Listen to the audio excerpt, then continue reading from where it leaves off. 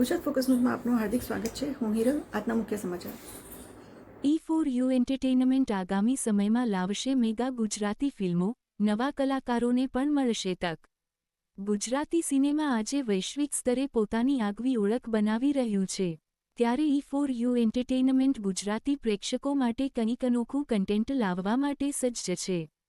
Production house E4U એન્ટરટેઇનમેન્ટે અંબેગ્રામી અને divine જેવા production હાઉસના સહયોગથી નવા પ્રોજેક્ટ્સ લાવી રહ્યા છે.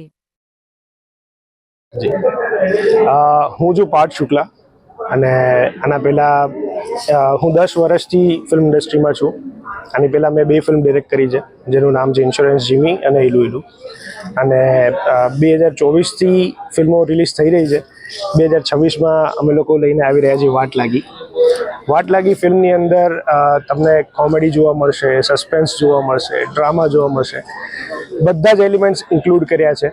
ફૂલ કમર્શિયલ ફિલ્મ છે.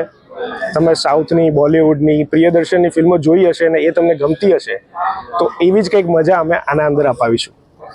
અને અત્યારે આનું ફિલ્મિંગ ચાલુ થવાનું છે ફેબ્રુઆરી એન્ડની અંદર, અને એનું મુહૂર્ત બી જલ્દી જ કરીશું અને મોસ્ટ પ્રોબેબલી રિલીઝ કરીશું દિવાળી અથવા નવરાત્રિની વચ્ચે. શૂટિંગ ક્યાં? આનું શૂટિંગ અત્યારે પોરબંદરમાં થશે, ગુજરાતની અંદર, કારણ કે વાર્તા એ સ્ટાઇલની છે, પોરબંદરના આજુબાજુની વાત છે. અને યુએસની અંદર થોડું શૂટ થશે. આર્ટિસ્ટ કયા? આર્ટિસ્ટમાં ભવ્ય ગાંધી છે, જીનલ બેલાની છે, દીપ વૈદ્ય છે, ઓમ ભટ્ટ છે, પ્રેમ ગઢવી છે, અને આ બધા મેઇન સ્ટારકાસ્ટ છે. બાકી બહુ બધા આર્ટિસ્ટ છે અને બહુ જ મજા આવશે એવી ફિલ્મ છે. 3 છોકરાઓની વાર્તા છે.